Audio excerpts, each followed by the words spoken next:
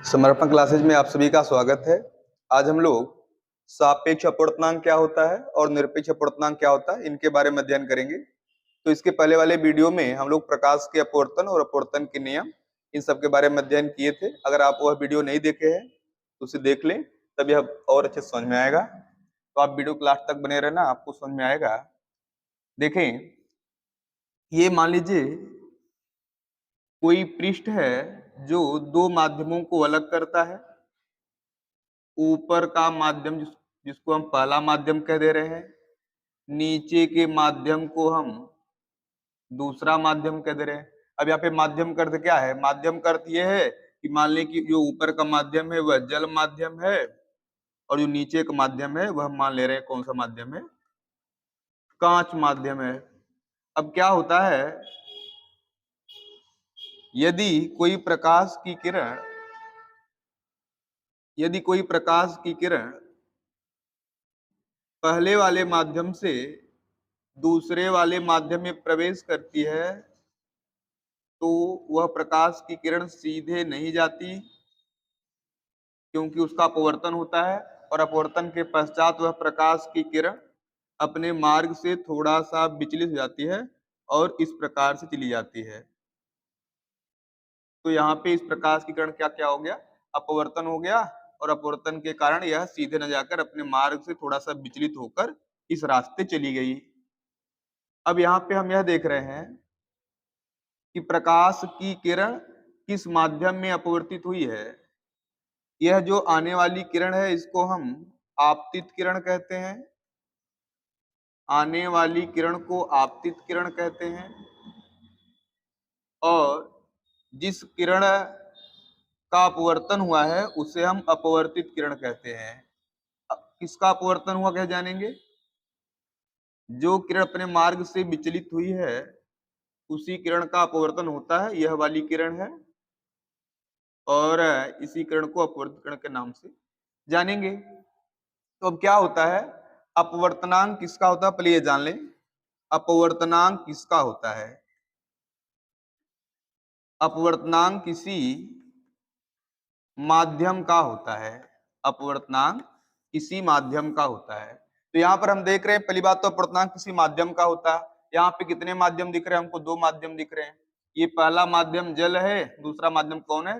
कांच है। यहाँ पर दो माध्यम है, तो हम कैसे बता पाएंगे किस माध्यम का हो रहा है अपवर्तनांक, किस माध्यम का यहाँ पे अपवर्तनांक है? तो आप ये समझ लें कि अपवर्तन जिस माध्यम में होता है उसी माध्यम का अपवर्तनांक होता है। तो यहाँ पर देख रहे हैं इस माध्यम में तो अपवर्तन हुआ नहीं है, अपवर्तन यहाँ पे दूसरे वाले माध्यम में हुआ है। तो दूसरे वाले माध्यम में अपवर्तन हुआ है, अपवर्तन मीन्स विचलन, दूसरे माध्यम में अपवर्तन हुआ है, तो इसलिए हम कहेंगे यहाँ पर दूसरे माध्यम का क्या निकलेगा? अपवर्तनांक निकलेगा। दूसरे माध्यम का अपवर्तनांक निकलेगा। तो क्या हुआ? अपवर्तनांक किसका होता है? अपवर्तनांक किसी माध्यम का होता है। यहाँ पर दो माध्यम है, पहला माध्यम दूसरा माध्यम, तो किस माध्यम का अपवर्तनांक यहाँ पर है? तो आप कहेंगे यहाँ पर उस माध्यम का अपवर्तनांक है जिस माध्यम में अपवर्तन हुआ है। तो अपवर्तन तो हम देख रहे हैं दूसरे वाले माध्यम में हुआ है, क्योंकि दूसरे माध्यम में अपवर्तन हुआ है इसलिए अपवर्तनांक भी दूसरे माध्यम का ही होगा। अब जो दूसरे माध्यम का अपवर्तनांक है वह किसी के सापेक्ष होता है। तो किसके सापेक्ष होगा? जो माध्यम बचा है, ये बचा है कौन? हमारा पहला माध्यम, तो कहेंगे पहले माध्यम के सापेक्ष होगा। तो इसे हम इस प्रकार से लिख सकते हैं 1n2। 1n2 मतलब क्या? तो यहाँ पे n का अर्थ है, n को आप अपवर्तनांक पुकारेंगे, n को आप अपवर्तनांक कहेंगे। तो 1n2 मतलब क्या है? 1n2 का मतलब है पहले माध्यम के सापेक्ष दूसरे माध्यम का अपवर्तनांक। तो अपवर्तनांक तो दूसरे माध्यम का है ना, और किसके सापेक्ष है? पहले माध्यम के सापेक्ष। उसको इस प्रकार से बोलेंगे 1n2। 1n2 क्या है? पहले माध्यम के सापेक्ष दूसरे माध्यम का अपवर्तनांक है। या 1n2 ना लिख के, क्योंकि हम जल को ना इंग्लिश में वाटर बोलते हैं, और वाटर का पहला लेटर कौन है? हमारा W है। और इसी प्रकार से कांच को हम इंग्लिश में ग्लास बोलते हैं, और ग्लास का पहला लेटर कौन है? हमारा G है। तो अगर इस प्रकार से कहें कि हम जल को W बोले और कांच या ग्लास को G बोले, तो 1n2 के स्थान पर 1n2 न लिखकर हम लिख सकते हैं क्या, 1 के स्थान पर, चूंकि 1 क्या पहला माध्यम और पहला माध्यम जल है अर्थात W है, n और 2 मतलब कौन, दूसरा माध्यम कौन है, ग्लास, तो वहां पे हम G लिख सकते हैं, इसको हम WNG भी लिख सकते हैं। तो 1n2 को हम WNG भी लिख सकते हैं। 1n2 क्या है, पहले माध्यम के सापेक्ष दूसरे माध्यम का अपवर्तनांक, उसी प्रकार से हमारा WNG क्या है, इसी को बोल सकते हैं जल के सापेक्ष कांच का अपवर्तनांक या वाटर के सापेक्ष ग्लास का अपवर्तनांक। तो ये हो गया अपवर्तनांक सदैव हम देख रहे हैं दूसरे वाले माध्यम का निकल रहा है, पहले वाले माध्यम के सापेक्ष निकल रहा है। तो ये रहा अपवर्तनांक। अब यहां पर हम ये समझेंगे कि सापेक्ष अपवर्तनांक क्या है और निरपेक्ष अपवर्तनांक क्या है। तो अगर ऐसा हो, अभी इसे मिटा दे रहे, अगर ऐसा हो कि जो पहला वाला माध्यम है, पहला वाला माध्यम वायु न हो, वायु या निर्वात न हो, यदि पहला वाला माध्यम जो है वायु या निर्वात न हो, उसके स्थान पर जल, कांच कुछ भी हो सकता है, सिर्फ क्या नहीं होना चाहिए, वायु या निर्वात नहीं होना चाहिए। यदि पहला वाला माध्यम वायु या निर्वात न हो, तो वायु या निर्वात को छोड़कर किसी भी माध्यम के सापेक्ष जो दूसरे माध्यम का अपवर्तनांक होगा उसे हम सापेक्ष अपवर्तनांक कहेंगे। वायु या निर्वात के अतिरिक्त, वायु या निर्वात के अतिरिक्त किसी भी माध्यम के सापेक्ष जो दूसरे माध्यम का अपवर्तनांक होगा उसे हम सापेक्ष अपवर्तनांक कहेंगे। और निरपेक्ष अपवर्तनांक किसे कहेंगे, तब जब पहले वाले माध्यम में वायु या निर्वात हो, जब वायु या निर्वात हो तो वायु या निर्वात के सापेक्ष दूसरे माध्यम का जो अपवर्तनांक होता है उसे हम निरपेक्ष अपवर्तनांक कहते हैं। एक बार इसी को एक बार फिर से क्लियर करेंगे।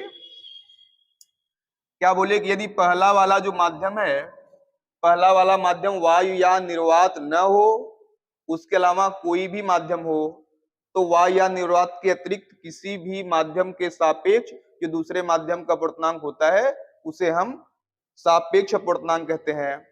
और अगर जो पहला माध्यम है वह वायु या निर्वात ही हो, तब हम कहेंगे कि वायु या निर्वात के सापेक्ष जो दूसरे माध्यम का अपवर्तनांक होता है उसे हम निरपेक्ष अपवर्तनांक कहते हैं। तो ये रहा सापेक्ष अपवर्तनांक और निरपेक्ष अपवर्तनांक।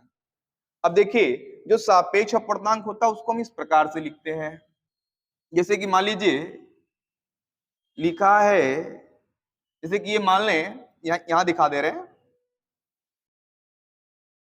कोई प्रकाश की किरण है, यहां दिखा दे रहे हैं, कोई प्रकाश की किरण है जो जल से प्रवेश कर रही है, कहां, कांच में। मान लें कोई प्रकाश की किरण है वो जल से कांच में प्रवेश कर रही है, जल से कांच में प्रवेश कर रही है, तो उसका अपवर्तन होगा, अपवर्तन के पश्चात वो अवलंब की ओर झुक के जाएगी।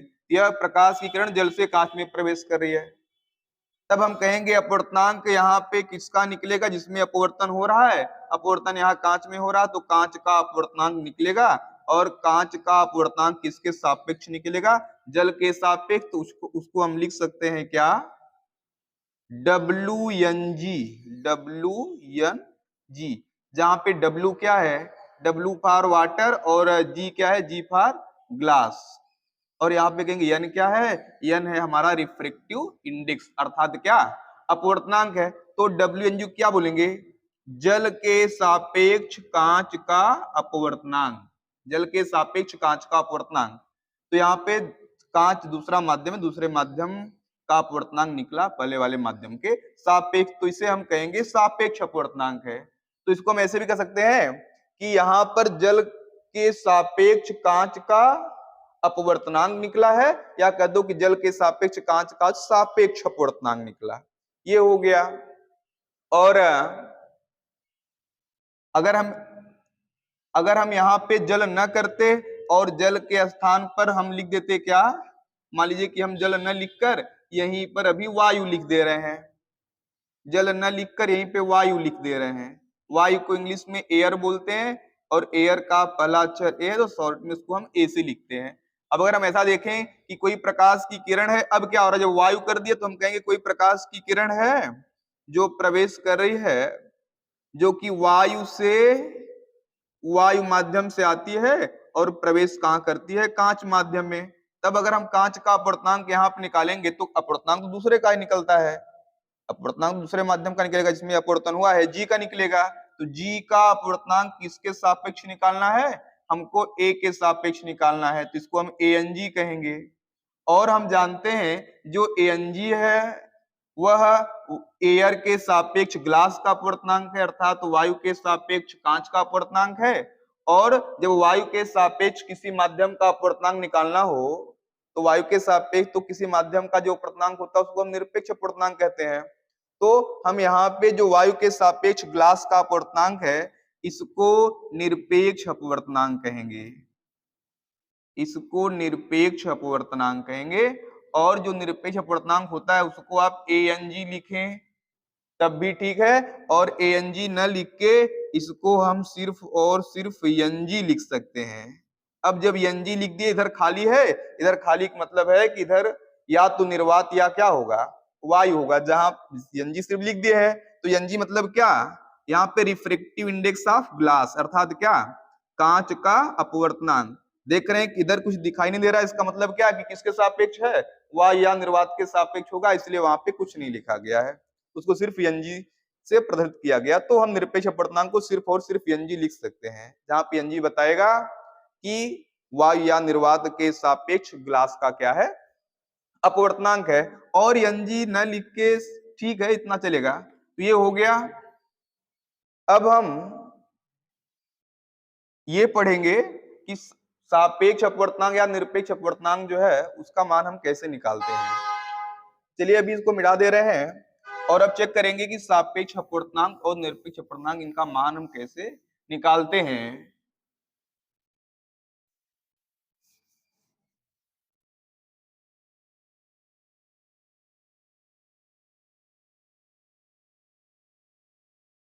जैसे कहीं पे लिखा गया है क्या, कहीं पे लिखा गया है ए, मान लीजिए लिखा गया है क्या, WNG। WNG मतलब क्या होता है, refractive index of glass with respect to water, अर्थात क्या, कांच का अपवर्तनांक जल के सापेक्ष। तो WNG का मतलब क्या है, जल के सापेक्ष कांच का अपवर्तनांक। तो अगर इसका मान निकालना है तो हम ऐसे निकालेंगे, पहले कौन सा माध्यम है, जल माध्यम, तो हम कहेंगे VW से लिख देंगे। आप अभी रहने दे, इसको पूरा पहले लिख रहे हैं। WNG का अगर हमें मान निकालना तो पहले हम लिखेंगे क्या, W अर्थात वाटर, वाटर मीन्स जल, तो कहेंगे जल में प्रकाश की चाल, जल में प्रकाश की चाल बटे दूसरा कौन है हमारा, ग्लास है, ग्लास को बोलते हैं कांच, तो कहेंगे बटे कांच में प्रकाश की चाल, कांच में प्रकाश की चाल। तो ये क्या हो गया, WNG का मान आ गया। तो पहले W था तो W फॉर वाटर, तो वाटर मीन्स क्या होता है, जल, तो कहेंगे जल में प्रकाश की चाल पहले लिखेंगे, और बटे क्या, दूसरा कौन है हमारा G for glass, glass means कांच, तो कहेंगे बटे कांच में प्रकाश की चाल। तो जो पहले उसका चाल पहले लिख रहे हैं, जो बाद में उसका होता है बाद में लिख रहे हैं। तो ये हो गया WNG का मान आ गया। अगर इसी प्रकार से कहे कि भाई अब GNW का मान बता दो, अर्थात क्या, यहाँ पे ग्लास के सापेक्ष वाटर का अपवर्तनांक बता दो, तो पलट जाएगा, पहले आप ग्लास लिखोगे, क्योंकि ग्लास मतलब क्या, कांच, तो कहेंगे कांच में प्रकाश की चाल पहले लिखेंगे, कांच में प्रकाश की चाल पहले लिखेंगे, और बटे वाटर में प्रकाश की चाल, अर्थात वाटर मीन्स जल में प्रकाश की चाल, तो इस प्रकार से लिखेंगे जल में प्रकाश की चाल। ये हो गया। अगर हम इसको शॉर्ट में लिखना चाहें शॉर्ट में लिख सकते हैं। WNG है तो हम WNG का मान लिखना तो हम डायरेक्ट लिख सकते हैं क्या, VW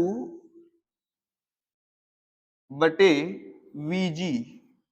यहाँ पे VW मतलब क्या है, velocity of light in water, और यहाँ पे VG मतलब क्या, velocity of light in glass. अर्थात प्रकाश की चाल जल में, यहाँ पे प्रकाश की चाल कहाँ, कांच में। तो पहले W था हमारा, तो पहले लिखे VW, उसके बाद में G है तो क्या लिखे VG। VW क्या है, velocity of light in water, और VG क्या है, velocity of light in glass, अर्थात जल में प्रकाश की चाल और बटे क्या, कांच में प्रकाश की चाल। तो इसको हम शॉर्ट में इस प्रकार से लिख सकते हैं। और अब अगर कह दे, ये तो हो गया सापेक्ष अपवर्तनांक की बात, अगर यहाँ पे निरपेक्ष अपवर्तनांक की बात करता है, इसे मिटा दे रहे हैं।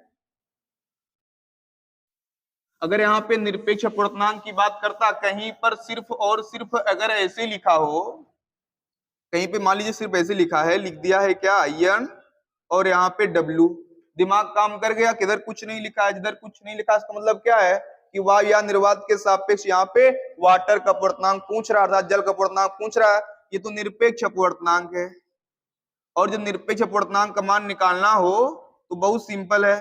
आप सोच सकते हैं क्या, आप सोच सकते हैं कि चूंकि दिख भले नहीं रहा है इधर कुछ, लेकिन यहाँ पे हम समझ सकते हैं कि कौन है, वायु या निर्वात होगा, तभी नहीं लिखा गया है। अगर यहाँ पे वायु या निर्वात होगा तो पहले आप वायु या निर्वात में प्रकाश की चाल लिखेंगे, वायु या निर्वात में प्रकाश की चाल लिखेंगे, वायु या निर्वात में प्रकाश की चाल लिखेंगे, और बटे इधर कौन है W, तो कहेंगे W में से क्या, जल में प्रकाश की चाल, इस प्रकार से लिखेंगे, जल में प्रकाश की चाल, इस प्रकार से लिखेंगे। कैसे पता पा गए, अरे यहाँ पे कुछ नहीं था, इसका मतलब क्या कि यहाँ पे वायु या निर्वात होगा तो पहले कह दिए कि वायु या निर्वात में प्रकाश की चाल, और बाद में लिख दिए जल में प्रकाश की चाल। इन दोनों का जो अनुपात होगा वह NW का मान बताएगा। तो इस प्रकार से हम NW का मान निकाल सकते हैं। अगर इसको हमें शॉर्ट में लिखना, कैसे लिखेंगे, मान लीजिए लिखा NW, तो NW की NW आप लिखिए इस प्रकार से। अब अगर इसको मान लीजिए कि बोलना NW क्या है, तो आप क्या कहोगे, NW हमारा है जल जल का निरपेक्ष अपवर्तनांक, या आप कहेंगे absolute reflective index of water, अर्थात क्या, जल का निरपेक्ष अपवर्तनांक। तो आप कहोगे NW का अगर मान लिखना है शॉर्ट में तो कैसे लिखेंगे, वायु या निर्वात में प्रकाश की चाल। हम जानते हैं वायु या निर्वात में प्रकाश की जो चाल होती है वह 3 × 10⁸ मीटर पर सेकंड होती है, और इसको हम शॉर्ट में C से लिखते हैं। तो जो वायु या निर्वात में प्रकाश की चाल है उसको हम शॉर्ट में C से हम C लिख सकते हैं, जहां पे C का मतलब क्या है, वायु या निर्वात में प्रकाश की चाल, और जिसका मान कितना होता है 3 × 10⁸ मीटर पर सेकंड।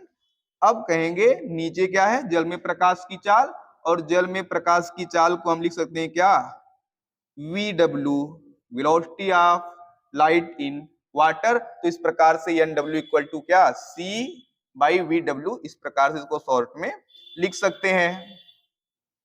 अगर अब यही होता कि हमें लिखना होता NG का मान लिखो, तो NG का मान मतलब क्या, कांच का निरपेक्ष अपवर्तनांक, तो कहेंगे कांच का निरपेक्ष अपवर्तनांक बराबर, पहले तो इधर कौन है हमारा वायु या निर्वात, तो वायु या निर्वात में प्रकाश की चाल को हम क्या लिखेंगे C, और बटे G में प्रकाश की चाल को VG लिखेंगे, तो लिख सकते हैं NG बराबर C/VG। इस प्रकार से हम निरपेक्ष अपवर्तनांक का मान निकाल सकते हैं। अब थोड़ा सा और सीखेंगे, तो इसे मिटा दे रहे हैं, थोड़ा सा और सीखेंगे। अगर मान लीजिए दिया है क्या 1n2 ऐसे करके लिखा है, 1n2 लिखा है, 1n2 मतलब क्या है कि पहले माध्यम के सापेक्ष दूसरे माध्यम का अपवर्तनांक, और इसका मान दिया कितना, मान लीजिए 4/3 दिया है। मान लें कि 1n2 का मान 4/3 दिया है, और हमसे करा कि आप 2n1 का मान बता दो, 2n1 का मान बता दो। तो जब 2n1 का मान पूछेगा तो इसका मतलब क्या हुआ, यहाँ पे उल्टा हो गया है, यह था पहले माध्यम के सापेक्ष दूसरे माध्यम का अपवर्तनांक, यहाँ पे हो गया दूसरे माध्यम के सापेक्ष पहले माध्यम का अपवर्तनांक। जब इसको पलट देंगे, यह उल्टा हो गया तभी पलटेगा, अर्थात 3/4 हो जाएगा, ये हो गया। तो ठीक है, आज के लिए इतना ही, इसके आगे हम आगे वाली वीडियो में पढ़ेंगे। तब तक के लिए धन्यवाद।